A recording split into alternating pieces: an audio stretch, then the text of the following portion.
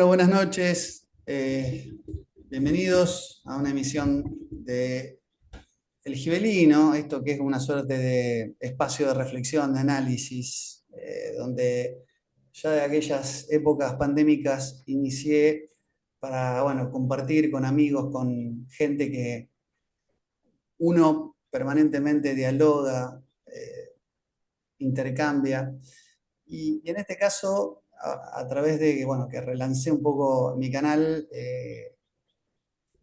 empecé a, bueno, a profundizar en esto de la hoplología o un poco el estudio de la injerencia de la guerra en los distintos aspectos de la vida humana, ¿no? Es decir, no entender la beligerancia solo en el plano de lo negativo que para el hombre esto significa, no porque uno desee, ¿no?, la guerra, sino porque las guerras han sido forjadoras de civilizaciones, ¿no? Con todo lo bueno y todo lo malo que eso implica, ¿no? El hombre es un animal de costumbre y en función de eso aprende de sus errores, ¿no? Y tiene la capacidad de redención a partir de experimentar remordimientos y también como especie humana tiene la capacidad de, bueno, autorreflexionar, ¿no? O reflexionar sobre sí misma en función de las grandes conflagraciones, los grandes hitos bélicos, pero también es donde se plantean las grandes epopeyas heroicas que han forjado la valentía de muchos hombres del pasado, tanto en el plano de lo mitológico como de lo histórico. Eh, Antes de presentar a mi invitado, quería leer un pequeño fragmento de un diálogo, el Crátilo, de Platón, un diálogo donde Hermógenes y Sócrates disertaban sobre los demonios, los héroes y los hombres, clasificando las distintas razas humanas, entre ellas la raza de oro, caracterizada por la bondad y belleza. Donde Hermógenes dice, pero ¿qué define a un héroe?, se pregunta. Y Sócrates, que lo está, bueno, interpelando, le dice, imaginar esto no es difícil. Su nombre está ligeramente alterado, indicando su nacimiento a partir del amor.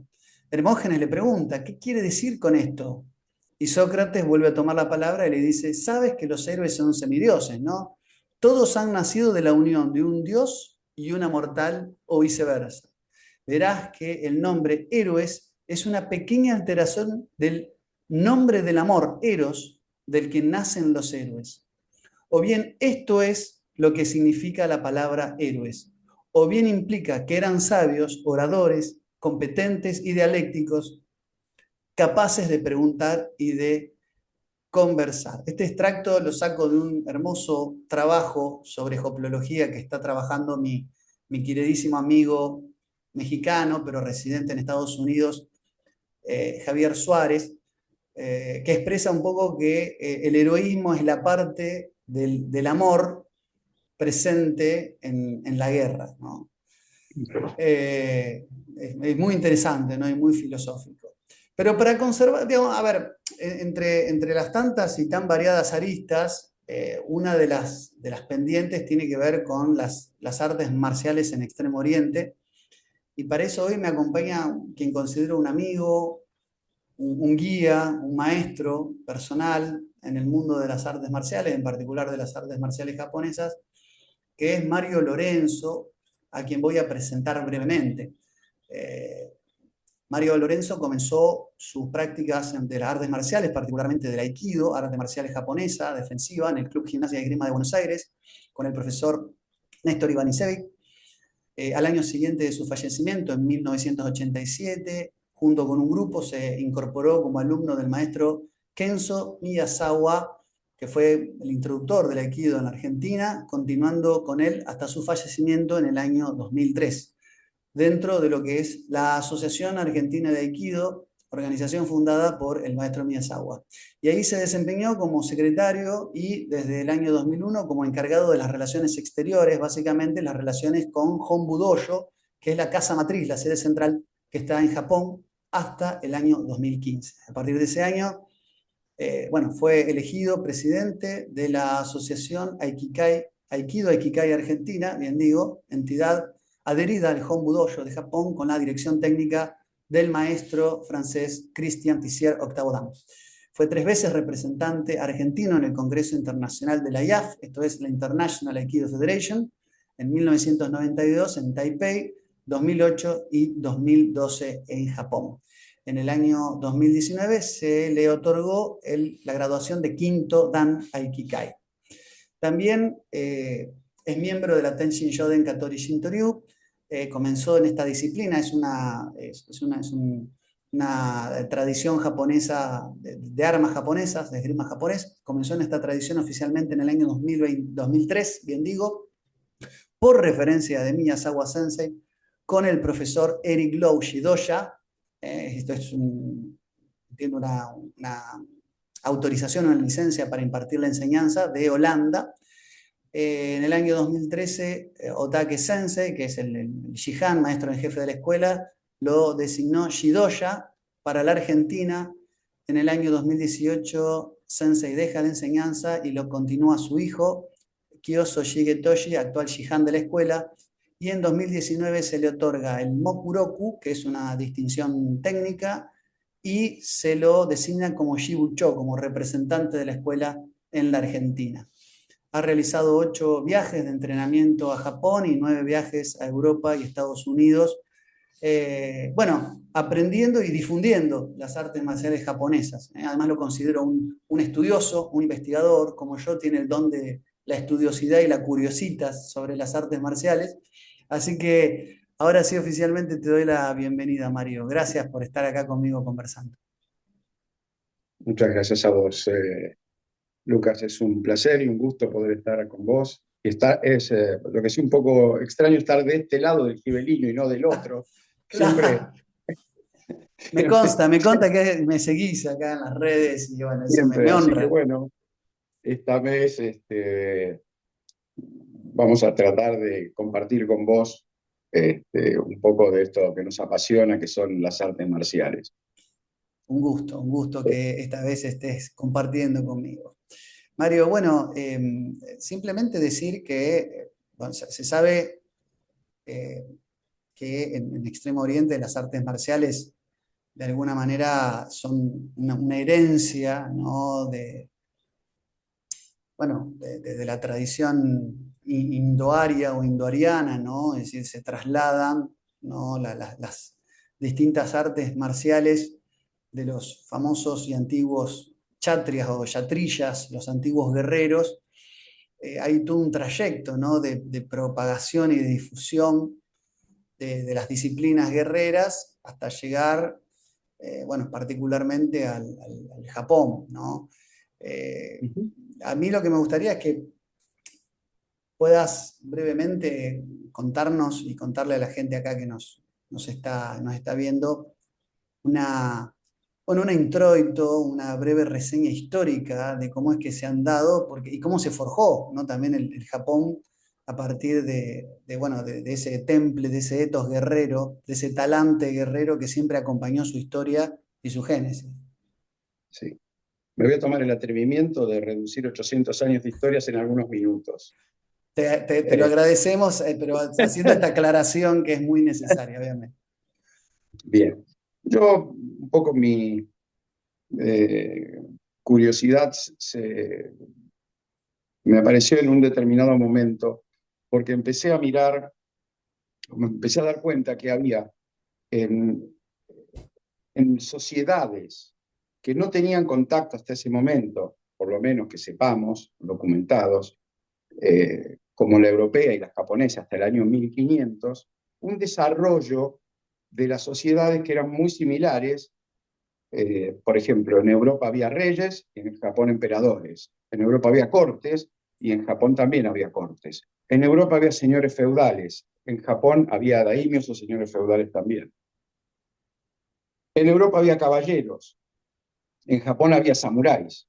En Europa, digamos, básicamente en la cristiandad había el código de honor de las 12 virtudes que están en el cantar de Roland, de Roland.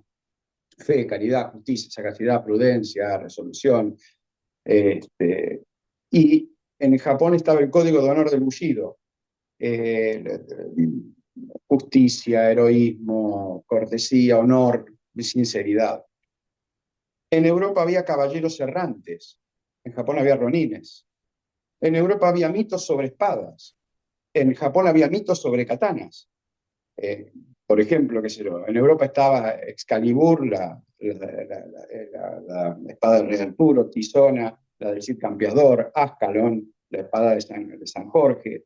En Japón estaban las katanas de Masamune y de Marumasa, eh, la Dojigiri, la Kusanagi no Tsurugi, que forma uno de los tres tesoros imperiales del Japón. Y la verdad que cuando empecé a mirar esto, y no hubo, estamos hablando de todo esto, se puede haber transcurrido del año 700, 800, hasta el año 1500, 1600, sin tener contactos las civilizaciones. O sea, hay como Y era un una paralelismo que a mí, correspondencia, ¿no? Hay como una sí, correspondencia de civilizaciones que en principio no estaban en comunicación como ahora, ¿no? sí, sí, documentados fue creo que a partir de Claro. 1538, cuando llegaron los portugueses. Y entonces, bueno, digo, ¿por qué habrá sido todo esto? Y la realidad, o por lo menos la realidad, o por lo menos mi interpretación, es que la razón de todo esto fueron las guerras.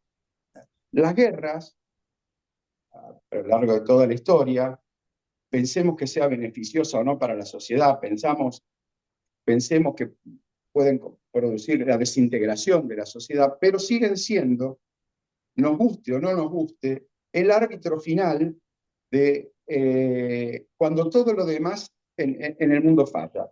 Las discusiones, las propuestas, cuando todo terminamos en las guerras. Esto es así desde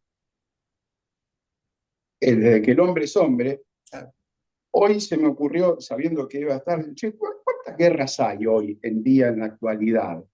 Eh, Miro, están anotadas 46, me parece que es demasiado, no me parece que sean tantas, pero hay un instituto de investigación en Estados Unidos que marca la cantidad de guerras que hay. Marcaba 46 en el año 2025. Así que, si no hay duda de que la guerra, sea justa o injusta, sea, eh, califiquémosla como la querramos calificar, pero evidentemente ha sido el árbitro se terminó determinando de alguna manera la actividad del ser humano.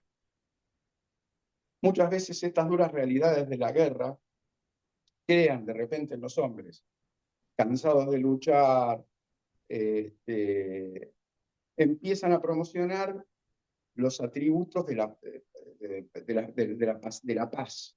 Pero yo no sé si decirte que la paz es un hecho entre dos guerras o una guerra es un hecho entre dos periodos de paz. La verdad que no podemos encontrar cualquiera de las dos. Y la razón, el cansancio de la guerra, básicamente en el Japón, ahora si queremos entrar un poco más en el Japón, fue de alguna manera la creación del Budo clásico. Nosotros, de alguna manera, los hombres cansados de la guerra, derivan la creación del Budo clásico, a diferencia de las actividades de guerra específica, como artes marciales y como forma de alguna manera de convivir dentro de la paz. Vayamos un poco más a Japón, ahora que es lo que... O sea, es que el Japón estuvo dividido de alguna manera en periodos. Voy a marcar en los primeros periodos, que son las cosas más importantes. Dentro del periodo Heian, que es el periodo más o menos del año 800 al 1200, 1192, por ahí ese periodo Heian, eh, se consolida la aristocracia en Japón. Estamos hablando del año 800, 1000, digamos. Eh, es el periodo Kamakura, es cuando aparecen las sectas Tendai Shingon en Japón, aparece la creación del kana, o sea, de la forma silábica de escritura japonesa, una de las formas silábicas que tiene. Se aparecen, por ejemplo,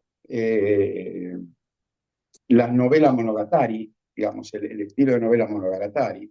Surge la clase samurái en esa época, los tres clanes más famosos, Minamoto, Taira y Fujiwara. Eh, y es un periodo para variar de guerras. La guerra Genpei, la guerra Gosanmen, la rebelión Hogen. Para variar, guerra, porque si a alguno le queda duda. Después ya aparece el periodo, perdón, la capital era Kioto. Después aparece el periodo Kamakura, que es el periodo del shogunato. El periodo Kamakura aparece en el periodo Kamakura, ¿no? Aparecen el budismo Zen, el Soto Zen, el Rinzai, y aparecen las invasiones mongolas. Los mongoles tienen dos invasiones, básicamente, y me parece un hecho interesante que fue en 1281, la segunda invasión. Mandan los japoneses a pedir a Materasu, a su dios, a una de las diosas, la diosa del sol, digamos, el sol naciente de ese sol de Japón. Mandan a pedir interceder, y un tifón, los japoneses tenían barcas muy chiquititas, chicas, pequeñas, con poca gente para defenderse de la flota mongola. Un tifón arrasa con toda la flota mongola, y ahí aparece el hecho del mito kamikaze, del viento divino. Claro. Así que tenemos eso ya desde el año 1200 y 1281, por ahí. Recordemos que Tifón, como tal, es un titán utilizado por los dioses en la guerra entre los dioses olímpicos y justamente los titanes para hacerlos, Zeus, para hacerlos presos en el Tártaro, ¿no? Se vale de Tifón, justamente, digo, Sí. en su origen griego, en su versión griega, ¿no? Bien. Después ya viene el periodo Muromachi. Algunos historiadores los dividen en dos periodos, el Nambokucho y el Sengoku, digamos. El periodo, son periodos bastante también de guerra. El Sengoku Jirai es el periodo de la guerra, que está bastante documentado en películas. Hace poco en Netflix pasaron unas interesantes películas de la guerra del Sengoku. En este periodo, que es Perdón, más o Mario, menos, estamos sí, que siglo XV estamos hablando, Muromachi, estamos, estamos, el Muromachi empieza en claro, 1336 siglo XIV, exactamente, está bien. y termina, eh, con el Sengoku casi en el 1600, cuando ya viene la época Tokugawa, ¿no? Claro.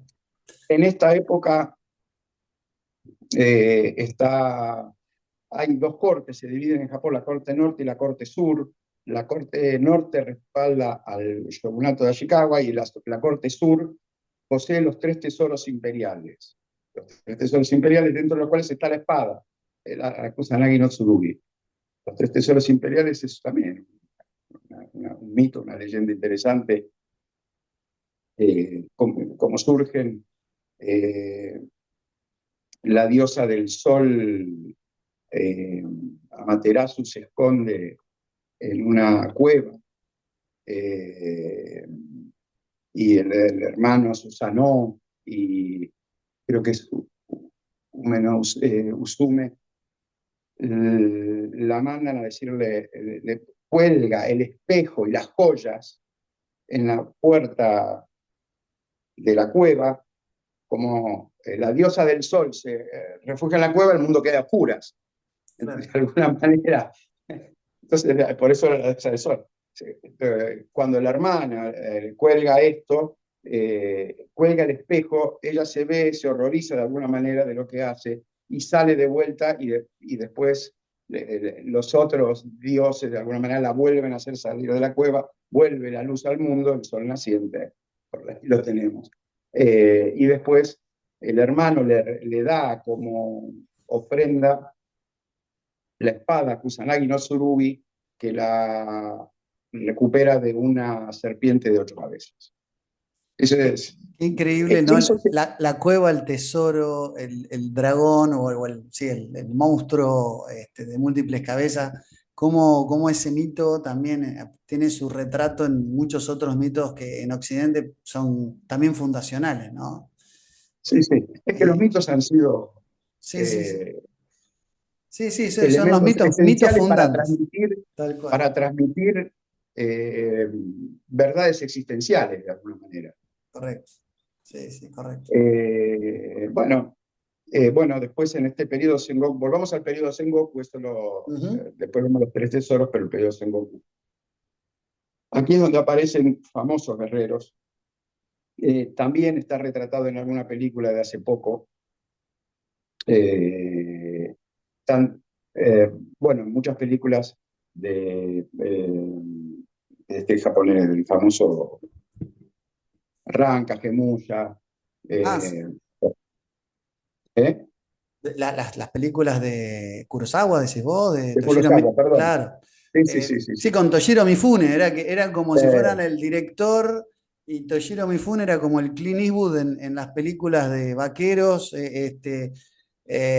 Bueno, sí, sí, sí. teníamos claro, de los siete samuráis, bueno, todas Sí. esas Van, películas. bastante van aparece Takeda Shingen, su rival, o Sugi Kenshin.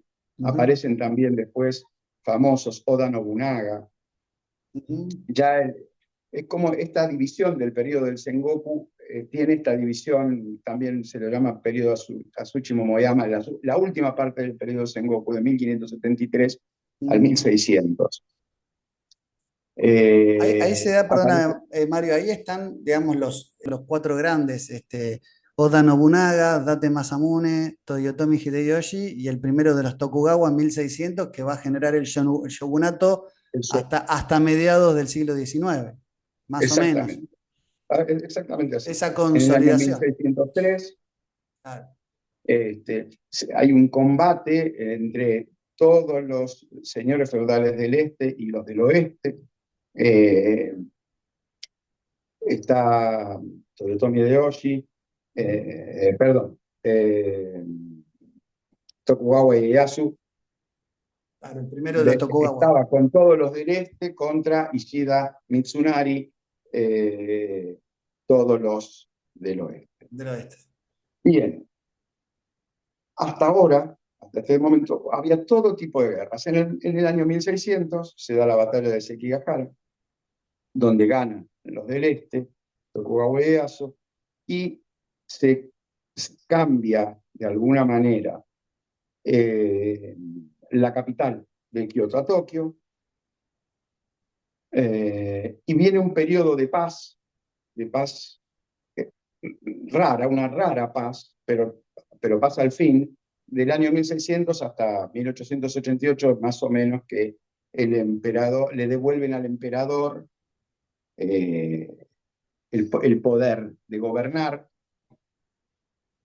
Y, a ver, Japón como nación fue creada por la interacción de una variedad de procesos complejos, dentro de los cuales la destreza marcial, los guerreros tuvieron un rol importantísimo. De ahí provienen muchas escuelas. Pensar que Japón estuvo combatiendo desde el siglo VIII hasta el XVI, por ocho siglos de combates casi constantes. Entonces, esto le provee a los Bushi oportunidades. Bushi son los guerreros, ¿no? La gente combatiendo. De brindar a través del Bujutsu, que son técnicas de guerra. Ahora tenemos que ver un poco esta diferencia entre Bujutsu y Budo. Claro.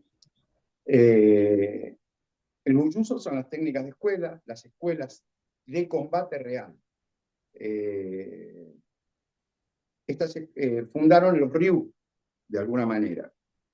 Pero todos eran escuelas que se dedicaban a beneficiar, a perfeccionar las técnicas de combate. Muchas escuelas tenían señores feudales que las promocionaban de alguna manera.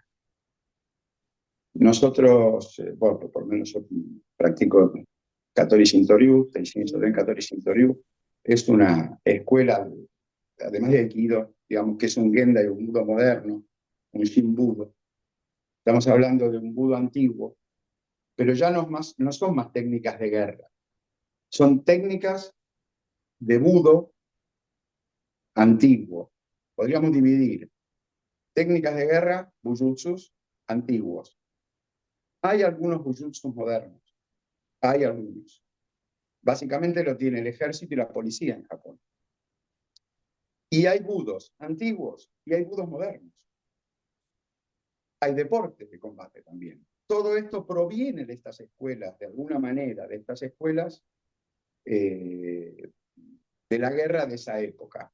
Tienen su origen ahí, pero tienen su objetivo distinto. Ahora vamos un poquito, solo, ¿qué hace que se transforme a través de la historia el bujutsu, las técnicas de guerra, en budo?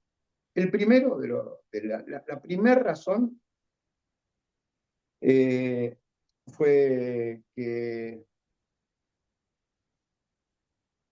con el periodo Edo, la transferencia al este del poder, Tokugawa crea en Japón se llama Bakufu, gobierno militar, una dictadura. El emperador reinaba pero no gobernaba. Tenían un estricto control. Ellos hacían una cosa, algunas de las cosas que voy a contar, algunas características, una cosa que se llama Sankin Kotai. Obligaba a los daimios constantemente a viajes carísimos para que vengan a Tokio, que participen en reuniones, y los obligaban a venir con la familia. De paso se le quedaban con algún hijo y la esposa, y los mandaban de vuelta, si hacía falta, siempre con un tono, de alguna manera, Sí, sí, de control y de un advertencia. rebelde. Claro, tal ¿Eh? cual. Sí, sí, sí, Eh, había algo de amenazante en esa lógica, ¿no? claro, a todas estas escuelas, a todos los daimios o los señores feudales de los otros, de estas, el objetivo era, de alguna manera, eh, distraer las energías marciales de estas escuelas. Había que glorificarlos, a los guerreros los glorificaban, desviaban las energías marciales y los tenían financieramente ahogados, con esto de los viajes, por ejemplo. Después tenía otra cosa que se llamaba el Bukesho Hato, eran las reglas para las familias marciales. Por supuesto que empezar del primer shogun, por ejemplo, decía las artes literarias, las armas, la arquería, son fundamentales para la generación de los guerreros. Pero ponían ahora a las artes literarias primeros y después a las artes marciales. Los distintos hijos o los distintos descendientes de los Bakufu cada vez lo fueron complicando más. En otra regla de otro tiempo era literatura, armas, lealtad y piedad filial. Casi era confucianismo, eh, con la influencia del confucianismo Chushi, digamos. En Japón se llamaba Oyomei. Empiezan a aparecer también otro tipo de obligaciones que tienen los artes marciales. Cada vez, de ahí que surge también, por ejemplo, la poesía, de ahí surge la pintura, que los artistas marciales terminaban siendo pintores, terminaban siendo poetas, porque no tenían otra cosa que hacer. La actividad marcial se la tenían totalmente pisada.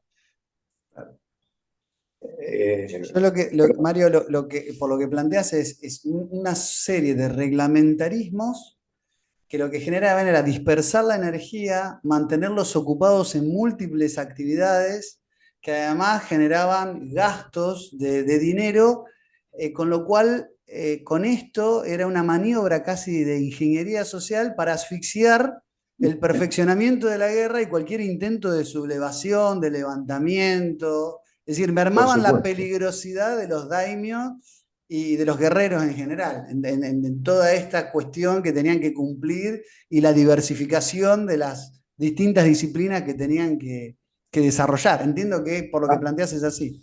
sí, sí, sí, sí, sí, claramente. Además hay agregamos un hecho mayor, un hecho además adicional. Empiezan a aparecer a partir del año 1600 las armas de fuego. La utilización de las técnicas de combate empiezan a decaer la importancia de la espada, el combate cuerpo a cuerpo, empieza a haber un combate a más distancia. Eh, Don Dreyer hace una diferenciación que a mí me gusta mucho entre el Bujutsu clásico y el Budo clásico. Si bien los dos comparten, los dos, el origen, de alguna manera, las prioridades están puestas en distintos lados. En el Bujutsu clásico, la primera prioridad es el combate, la segunda la disciplina, y el tercero la moralidad. Cuando se transforma en Budo, ya no es el combate el primero, la moralidad es el primero, más influenciado por el confucianismo. La segunda es la disciplina, porque por supuesto sin disciplina no había ninguna de estas cosas, y la tercera es la forma estética. Casi está dicho, ese Budo clásico casi habla del Budo moderno también. Se cambia, se cambia el Cambia el foco. orden de prioridades. Pero claro, la Bien, aparición del arma de fuego también lo pone como inevitable, un poco ese proceso de totalmente. transformación, ¿no? Por eso a mí me parece muchas veces hay mucha confusión con respecto a qué es Budo, qué es Bujutsu. En general hay algo como, bueno, pero es muy claro, en el Bujutsu es el combate, es la guerra. Bujutsu, digamos, hasta acá llegamos al año clásico, hasta 1800 y pico. Después aparecen los budos modernos. Después del budo clásico aparecen los budos modernos. Los budos modernos podemos decir también que haya deportes modernos, eh, cuando haya competición. Budo moderno, el Aikido es un budo moderno, digamos, fue creado en 1900, digamos, Después de la Segunda después de Guerra la, Mundial. después de la Segunda Guerra Mundial. Y hay también Bujutsu moderno, la Toyama Ryu, eh, una de Yo Keijo Jujutsu que lo utiliza la policía, la Toyama lo utiliza el ejército en la espada. Eso sí, son métodos de combate, pero no son para matar gente, sino para reducir, para dominar. No es que están matando en términos generales con el bo, con el tambo también, ¿eh? Con el yo en la escuela, perdón, con el yo y con el tambo. Eh, Estamos hablando no de matar, estamos hablando de policial para civiles, para malhechores, no para combatientes guerreros. Ya digamos, no aparece más eso. Ahora, hay a mí me gusta ver algunas características o las influencias filosóficas, pero hay algo claro. El Bujutsu, sea moderno, sea antiguo, es un aprendizaje de pocas palabras, un proceso rápido. Hay que aprender rápido para ponerlo en marcha. El proceso del Budo, el proceso de aprendizaje del Budo, es un aprendizaje de comprensión del yo, que es lento. La naturaleza es a largo plazo y produce un conocimiento profundo, pero difícil de alcanzar. Una característica de dominar una persona, como se dice en un trabajo de defensa personal para policía. ¿No? Eso son 5 meses de práctica, chiqui, chiqui, chiqui, chiqui, chiqui, chiqui, chiqui, es como, bueno, y terminan aprendiéndolo. Es un aprendizaje rápido. En el Budo, el aprendizaje, el conocimiento, lleva a la sabiduría, lleva mucho tiempo de trabajo. Es como una de las características que también a mí me gusta mostrar.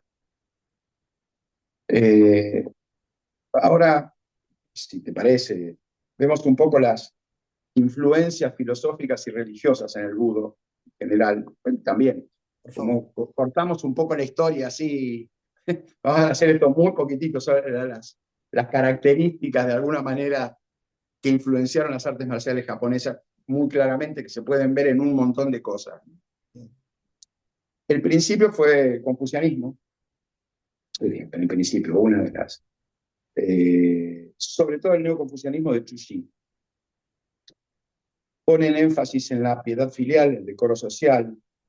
Con esto, este periodo de Tokugawa esperaba estabilizar el orden social. Había como muchas obligaciones, estaba muy reglamentado. Cada estrato de la sociedad debía cumplir lo que debía hacer para su estrato.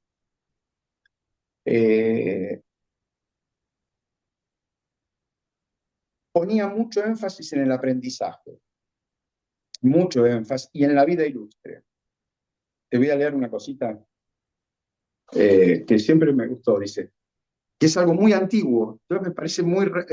dice, a través del proceso de aprendizaje es que el hombre aspira al ejemplo de vida ilustre en la unidad del conocimiento y la acción impuesta por la autodisciplina. Un hombre puede arribar a un nivel de autoentendimiento inalcanzable por otros medios. Así que ponen ya sobre dos cosas, el conocimiento y la autodisciplina. Como el hombre puede alcanzar algunos medios, un nivel de conocimiento que por otros medios no podría llegar.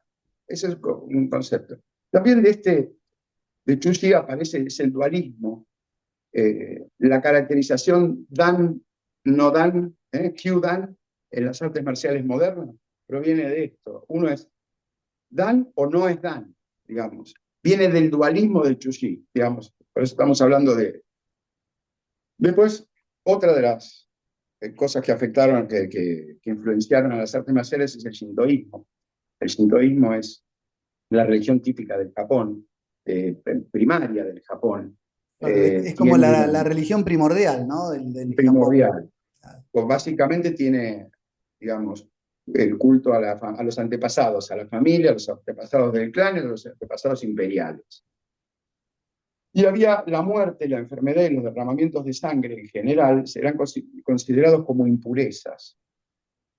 Por eso lo que se ve es en Japón eh, las casas reales de Japón del siglo VIII dejaban, la monarquía itinerante era exactamente, dejaban las casas donde vivían cuando se moría el rey, porque era una impureza. Entonces, de ahí devino la monarquía itinerante, fueron cambiando. Y ellos tenían 3 métodos de purificación: el exorcismo, que se elimina el demonio por medio de las oraciones; el misogi, o la limpieza, abluciones de agua y sal, que se utilizan en general. De ahí viene también en el Japón ese culto por el baño, por la limpieza. Eso viene del misogi, como para eliminar las manchas, las impurezas. Y después la abstinencia. No sé si, viste que todavía hay las miko, que son unas sacerdotisas o, no sé, con jacama roja, que están en el Japón, por supuesto, que evitan la fuente de contaminación, son puras. Esas son las 3 características fundamentales. Mario, y te hago una pregunta. El seppuku, porque la gente se hace un retrato, te decía, el ritual del seppuku, el vulgarmente llamado harakiri, en función también de esto de no salpicar, no manchar con la propia deshonra a los antepasados. Es decir, eso es como lo que se ha popularizado y se ve en innumerables películas de samuráis, esta idea de que el shintoísmo, que por un lado tiene esto de, digamos, que tus antepasados son bueno, objeto de culto, y esta idea de el suicidio ritual como una forma de purgar y también a tus ancestros de la mancha, de la ignominia, de la deshonra, de caer digamos, lo vergonzoso de, por ejemplo, perder o ser derrotado en combate. ¿Esto cómo se explica un poco? ¿De Sí, dónde viene? Eso, por supuesto, desde ese punto de vista está bien. La influencia, básicamente, eh, del desapego de la vida viene del budismo zen, no tanto del shintoísmo.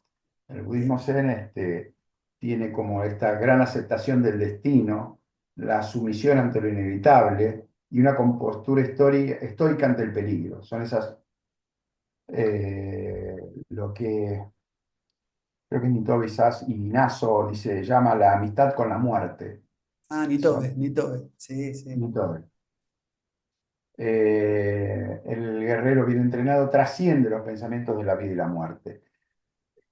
Eso, digamos, está esta gran novela también, y parte de la vida real, de los 47 Ronin, donde muestran eh, el seppuku, digamos, terminamos con el seppuku de los 47, no de 48, porque eran algunos más, algunos no le permitieron, a pocos, porque eran muy jóvenes, para limpiar, para eh, la deshonra de su maestro, de su guía, o de su señor, para limpiar esa afrenta tuvieron, ¿no?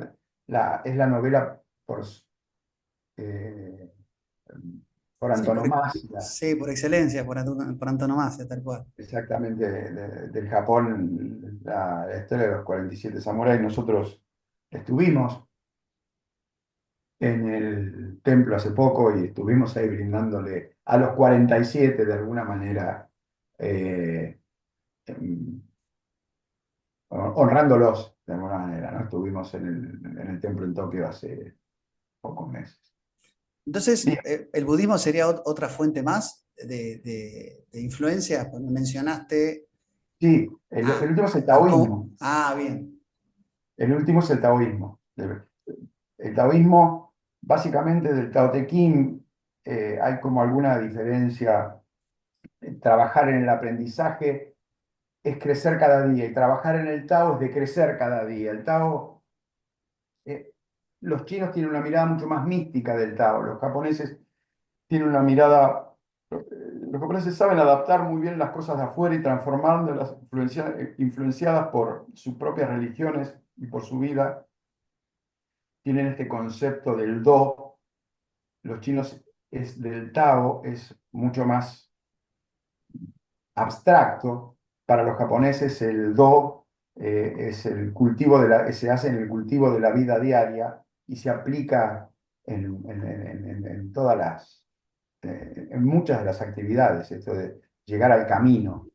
Eh, Además, a mí me merece el camino una reflexión mayor, que después la podemos ver un poquito más, al camino, cómo vamos a llegar, eh, cómo queremos llegar a ese camino, como peregrinos o como turistas desaprensivos. Tenemos que elegir qué agarramos en el camino nosotros también como artistas marciales. ¿A qué camino nos referimos? Pero no se entiende muy bien el camino. Un camino de la autoperfección, el camino de la mejora personal. Eh, pero cómo enfrentamos el camino habla de los valores en los que creemos. No es lo mismo ser un comercial de las artes marciales, vender figuritas de colores, hacer películas chichi, o verlo como un camino de autocrecimiento, de una mejora, un camino educativo, una forma de educar y educarnos personalmente para la mejora personal. Eh, bueno, serían las influencias filosóficas y religiosas que tuvieron las artes marciales. Pues, en artes marciales hay como algunos conceptos, pero están los famosos 5 espíritus del Budo. Los espíritus del Budo, hay que entender los espíritus. eh, lo espiritual en Japón no tiene que ver con espíritus que bajan, digamos. Lo espiritual es esa intención del perfeccionamiento, digamos, ¿no? Esa idea por la perfección de las cosas, esa idea de hacer las cosas mejor. Por ahí te leo algo que dice Otake Sensei, que es una poesía, un poema muy cortito que escribió, son dos. Tal vez haya muchos senderos al pie de la montaña, pero todos conducen a la misma vista de la luna en su cumbre distante. Hay muchos caminos, por todos lados podemos llegar, como Takesense decía muchas veces, pero lo importante es no agarrar un camino que vaya para abajo. Todos nos llevan más o menos a las montañas. Los caminos marciales, a comparación, a diferencia de los caminos de yodo, de los caminos eh, La de algunas, caligrafía sería el yodo. yodo, de Claro. escritura, de poesía, de algunos de los otros caminos, de cualquiera de los caminos eh, de la ceremonia del té, tiene un riesgo mayor porque estamos de repente con un arma de una simulación de una espada o de algún palo. Pero todos los caminos pueden conducir a la cima de la montaña si son llevados correctamente con las intenciones correctas. En el Budo se identifican 5 espíritus en el sentido de 5 situaciones. El Sojin, la mente del principiante, es esa actitud esencial de poder seguir aprendiendo, de ver las cosas como la primera vez que las vimos. Esa, no tener la rigidez mental del que ya lo sabe todo. Eh, Creer que algo ya lo sabemos con frecuencia nos aleja de comprender nuevas formas de ver la situación y nos cierra los caminos, generalmente. Sojin es esta forma de volver a ver todo como aquella primera vez que lo vi. Es interesante porque aparte tiene un hecho que a mí filosóficamente me parece interesante, como eso de volver al origen, ¿no? Cómo volver al origen siempre, volver a la técnica original, cómo esa repetición de la técnica, eso de ver nuevamente con los ojos del que lo ve la primera vez. Me parece muy interesante pensarlo desde ese lado, porque la vuelta al origen es una cosa también muy frecuente en las artes marciales. Sí, sí. Eso, Está siempre me parece esta figuración como de vaciarse para volver a llenarse o de desaprender para aprender como si fuera la primera vez, lo nuevo. Y además, bueno, toda una impronta de la humildad del que ve las cosas por primera vez, ¿no? por supuesto, Eso por supuesto. es muy En ese interesante. espíritu. Después aparece el Sanshin, ¿eh? Mente San, dejar atrás, Shin, ¿eh? Literalmente dejar atrás. Es la actitud de estar pendiente de las cosas, de ver todo, percibir sin mirar nada en específico, no ser agarrado por el elemento, no, si estoy mirando concretamente mi mano o la mano de quien me viene a atacar, estoy aferrado por esa mano o estoy agarrado de esa mano, más, yo me estoy agarrando más de esa mano. Entonces, el Sanshin es estar dispuesto, no estoy pendiente de nada en concreto, pero la atención la pongo en lo que sea. El Sanshin eh, no mira una cosa en un hecho concreto, sino generalmente en todo, entiende el completo y tiene varios conceptos interesantes, donde en algunos de sus libros habla de estos conceptos. Metsuke es uno de ellos, la presión con los ojos, la concentración visual, esto que decimos, ver sin revelar nada de uno mismo. Por los ojos entran las cosas y entran, digamos, la vista es algo débil. Hay una frase en japonés que habla Ken no me wa yowaku kan no me wa tsuyoi. La mente de los ojos es débil y poco confiable. La mente del corazón, de la intuición, es la fuerte y confiable. Es bastante interesante eso. Eh, Shisei, Shisei es postura, claramente. Hay en la puerta de una de las escuelas eh, de etiqueta Ogasawara está escrito, esto me lo dijo Sensei Tissier, en la puerta principal de la escuela dice, está escrito, cuando uno está colocado en una posición ideal, incluso la persona más ruda no podrá molestarte. Esto tiene que ver también con Shisei, con la postura ante lo que estamos haciendo. El Mai es otra de las eh, conceptos que incluyen esto del Shanxin, la mente despierta, la distancia. A veces uno está en distancia muy cerca o muy lejos. eh, Tiene que ver muchas veces cuando hablamos de armas, la forma de empuñar el monouchi, la forma de utilizar el monouchi, la forma de empuñar el arma, la distancia. A veces la gente pierde la distancia real de las cosas. Don Draeger decía, si mi oponente puede cortar la tela de mi ropa, yo puedo cortar su piel. Y si él puede cortar mi piel, yo puedo cortar su carne.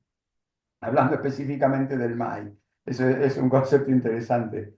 No tiene que ver el Mai solo con la distancia, tiene que ver con los ángulos, con la posición de los cuerpos.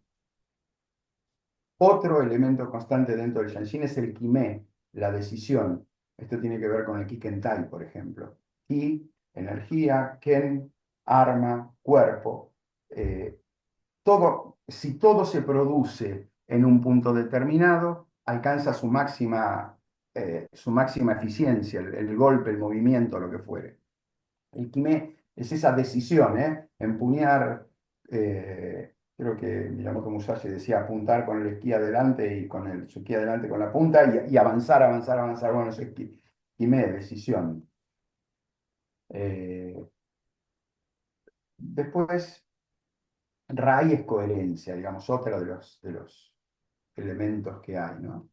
Eh, las distancias, el timing, ¿eh? La coherencia tiene que ver con el timing. No puede ser que uno esté bloqueando antes que otro esté golpeando. Por ejemplo, estamos hablando en este caso ya de artes Ujú. marciales directamente Sí, físicas, sí, ¿no? sí, sí. Este, estos elementos conforman el Sanshin, digamos, los elementos componentes. Muga Mushin, no mente, no poner la mente, no tener prejuicios, no quedar aferrados de los pensamientos, de los movimientos. Se identifica como fluir, Mushin no Miso no Kokoro, el fluir como el fluir del agua. La mente no debe atascarse en pensamientos inútiles, en cosas vanas que andan por ahí. Eh, y el anteúltimo de los casos de los 5 espíritus del Budo, ya vimos entonces Soshin, Sanshin, eh, recién Mushin. Cuando en el último samurái le decía no mente, no mente, cuando estaba practicando, casualmente de eso le hablaban. En la misma, eh, a mí me gustó algunos detalles de la película, en un combate como que llega, que lo encierran en una calle a Tom Cruise, Sí, sí, sí. lo encierran ahí en una calle Nathan y él Algren. comienza, Ujú. El personaje de y Nathan Algren, que es el último samurái, es como emboscado, ¿no? En un momento es de la emboscado película y, y él y está se desarmado, de- entiendo. Claro. está desarmado y se defiende de todos. Lo más interesante es como que de esa imagen, es como que, por supuesto, no había mente en ese lado, porque si se quedaba aferrado de uno, lo atacaba otro de atrás. Pero uno ve en la imagen de la película como que todo pasa en cámara lenta, como Ujú. que puede llegar a ver los movimientos. Eso es cuando no estamos agarrados de algo y deja el fluir, eso del Misu no Kokoro, ¿no? El fluir del espíritu como el agua. Eh, y después Fudoshin, el anteúltimo de los casos estos, que es mente inmutable. No quiere decir mente inamovible. A veces las traducciones, cuando uno lo ve escritos en algún lado como mente inamovible, inamovible no, porque si es inamovible, el ataque, uno no puede desviarse o hacer alguna otra cosa, sino es inmutable. Inmutable en el sentido, un ruido fuerte, la falta de Fudoshin se ve en la calle mucho, la gente se trastabilla, se cae, o le pasan cosas, bueno, Sí, eh, es lo que digamos, se podría traducir como impasibilidad, permanecer impasible, es decir, no alterarte por lo que, o sea, no dejarte afectar por tu entorno, digamos. Exactamente. La idea de impasibilidad, estar impertérrito frente al peligro, ¿no? Lo veo por ese Exactamente. lado. Exactamente. Y después, Senshin, que es el resultado de trascender los otros cuatro estados de la mente, estos cuatro que habíamos nombrado antes, una mente abierta, alerta, vacía, estable, alcanza un estado trascendente, la ausencia de miedo, pensamientos inútiles, la aceptación de la realidad, eh, es lo que también se llama desde otro lado el do, pero no el do como camino, sino el do como alcanzar un grado de desarrollo personal tal que uno llega a este punto como de perfección. Es similar a cuando se le refiere al do, vuelvo a decir, no como camino, sino como estado de alcanzar una cierta autoperfección. Los otros, los estados eh, y aquí también, por ejemplo, aparece como lo que si, ¿por qué la práctica? ¿Por qué la repetición constante de las cosas, ¿no? El aprendizaje y el conocimiento tienden a ser olvidados y solo cuando esto se ha alcanzado uno se siente perfectamente confortable, uno puede reaccionar inmediatamente a pasar, a pesar Sí, esto de del un acto ataque que uno de reflejo, repente no claro. espera. Eh, Después, en las artes marciales, básicamente en las actuales, en el budo clásico, en el budo, hay varios conceptos que me parece interesante resaltar. Wabi Sabi, que es un concepto de la naturalidad, la simplicidad. Wabi en términos generales significa elegancia en el bellezo, belleza en la elegancia de alguna manera en el Ujú. movimiento. Sabi, el paso del deterioro, es una visión del mundo centrada en la aceptación de la transitoriedad y la imperfección de las cosas.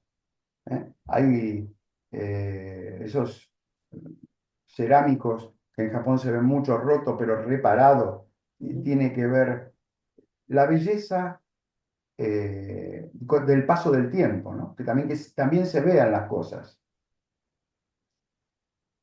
Miyabi es un concepto prácticamente, eso sí, de la elegancia. Esto viene del periodo Heian, era como esencial.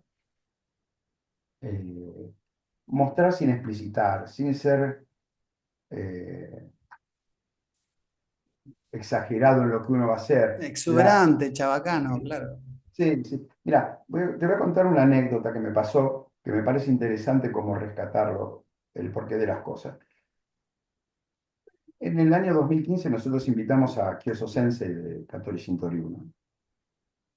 En ese mismo momento había un profesor, un amigo, que era profesor de karate, que fue profesor de karate, dirigió una asociación, una organización, y me preguntaba a qué hotel lo iba a llevar yo al, al profesor, dónde íbamos a ir a comer. Yo no entendía muy bien la pregunta, no entendía a dónde íbamos. Y él me decía, no, porque este maestro de karate le exigía estar en un hotel 5 estrellas en el centro de Buenos Aires. Y quería ir, como siempre, a lugares top. La verdad que me quedé un poco extrañado. Entonces, cuando vino Sensei, este, acá, como digo, bueno, este es un gran maestro de karate, y yo traía al profesor, le pregunto, ¿dónde quiere estar, Sensei? Donde vos me ubiques, me dice. ¿Dónde quiere ir a comer? Donde vos comas.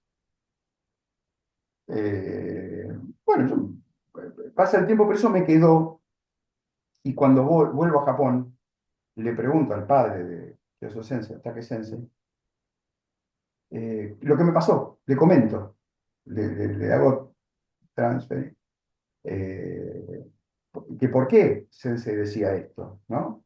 Entonces dice, mira, nosotros venimos, nuestras actividades vienen de las artes marciales. la marcialidad es de la guerra, y la guerra es austeridad.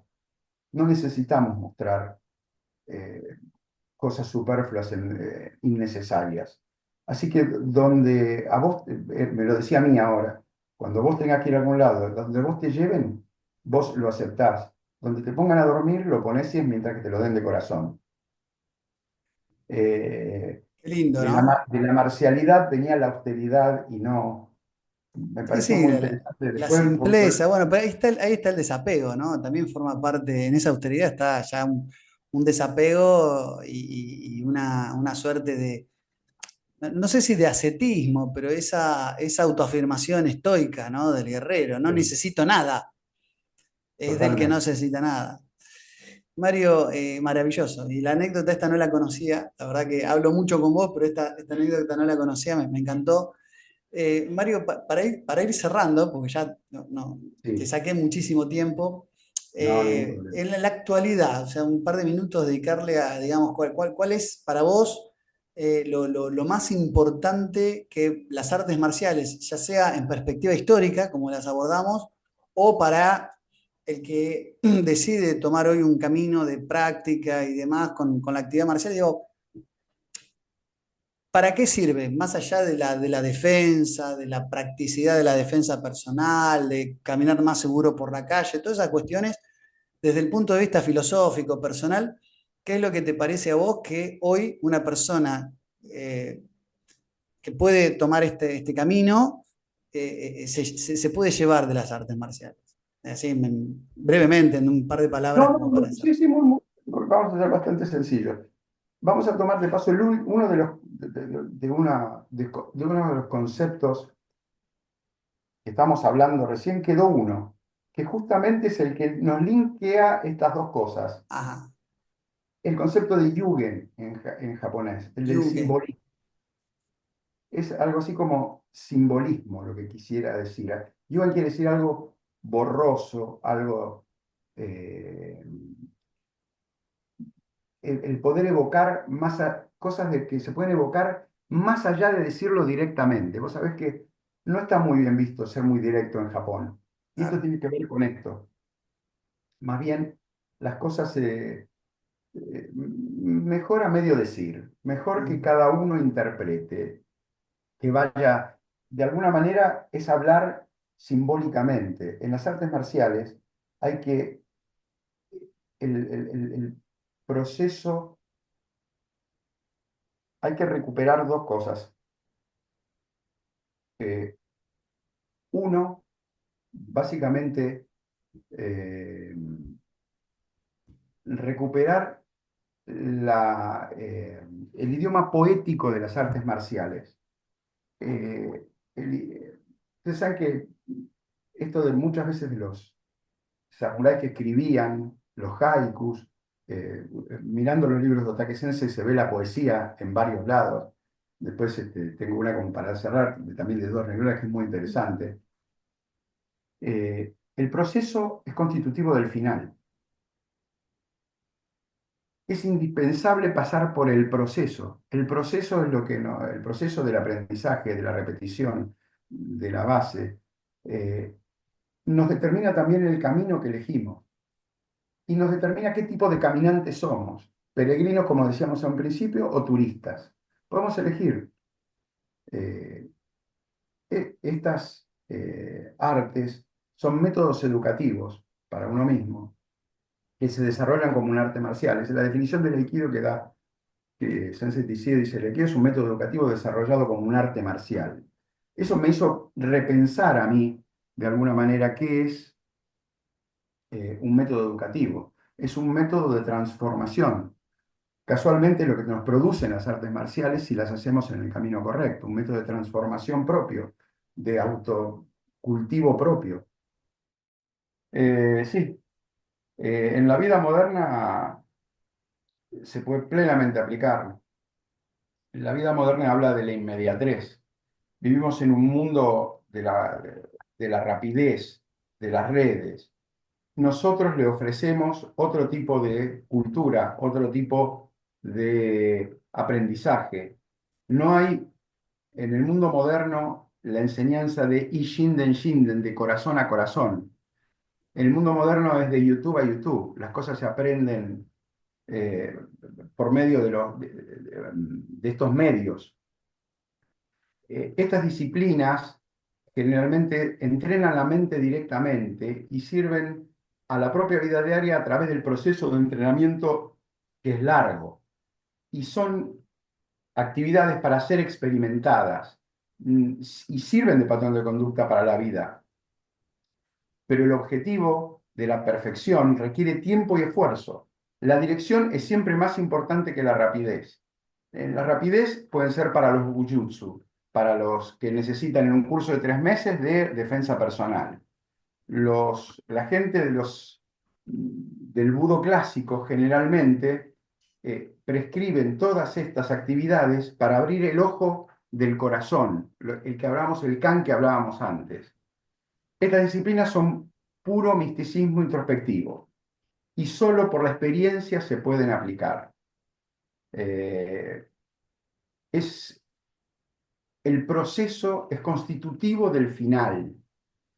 Al camino debemos decidir cómo accedemos, como peregrinos o como turistas. Como se camina, se vive. El do, la sabiduría del do, es ese símbolo que tenemos.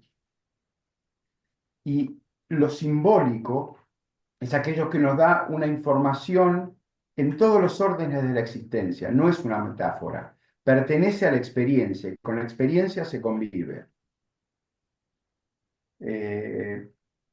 Los símbolos son creados por los seres humanos para compartir experiencias metafísicas y esa experiencia es esa clave simbólica. Debemos recuperar, darle importancia, volver a reponer el lenguaje metafórico de las artes marciales. Los artistas marciales en la antigüedad hablaban, en Japón básicamente, más metafóricamente, no se habla directo. En Japón la cultura no es como para decir las cosas en forma directa. A las cosas hay que significarlas. Es importante significar lo que estamos haciendo, darle un valor de significado simbólico. Debemos significar y trabajar sobre lo que estamos haciendo. ¿A través de qué? De todo el esfuerzo que hacemos para producir la repetición constante de los movimientos, la vuelta al origen, la vuelta no es de casualidad.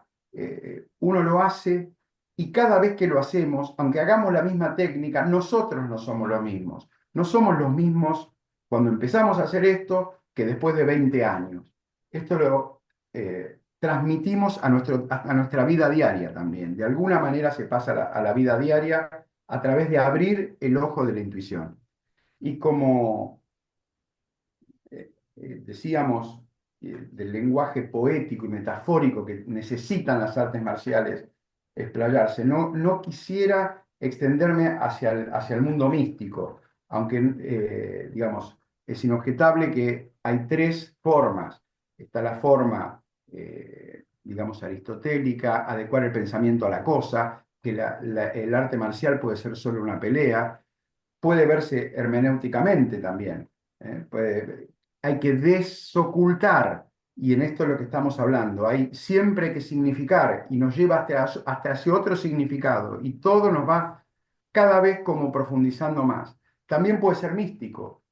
Nosotros, el misticismo, digamos, es más difícil, pero porque yo hablar de dioses me parece casi eh, muy pretencioso desde el pensamiento humano. Pero Tenshin Shoden Katori Shintoryu habla de eso, de las técnicas devenidas del cielo. Pero me conformo con que recuperemos ese valor simbólico y metafórico de las artes marciales y poético. Por eso quiero, para cerrar, leerte una pequeña poesía muy cortita, breve, Por favor. de Otake Sensei, que dice lo siguiente. Ropyaku no haru o megurite Tayumanashi katori no mori ni kaoru tochikaze. Implacable, por 600 primaveras, el sutil aroma de la brisa de la espada a través de los bosques del Catori. Qué lindo, qué lindo. Y esto, claro, de 600 primaveras tiene que ver con casi 600 años, ¿no?, de existencia, de historia. Exactamente. Qué maravilla, qué maravilla. Mario, te agradezco un montón tus enseñanzas, tu camino exploratorio por estos temas, por ilustrarnos en cosas que a veces no profundizamos. Y siempre digo que somos grandes amigos, entre otras cosas porque, lo vuelvo a repetir, porque te admiro mucho, ¿no? Y siempre tengo algo para aprender. Así que con esto damos por concluida esta charla. Y bueno, esperemos que haya sido fructífera y provechosa para quienes del otro lado nos están viendo. Así que bueno, te quería agradecer mucho tu participación aquí en el Gibelino. Gracias a vos, Lucas. Vos sabés que la admiración es mutua por tu trabajo, tus libros, siempre me has ayudado a repensar el mundo en la actualidad y bueno, mi admiración también es mutua y es un placer siempre conversar con vos porque tratamos las cosas desde algún punto de vista interesante siempre. Un honor. Y a quienes... Sí, Significamos, sí, significamos nuestra amistad. efectivamente. Significamos y resignificamos permanentemente, ¿no? La amistad es como un contrato que se renueva, ¿no? Y en estas cosas es que se fortifica y se fortalece.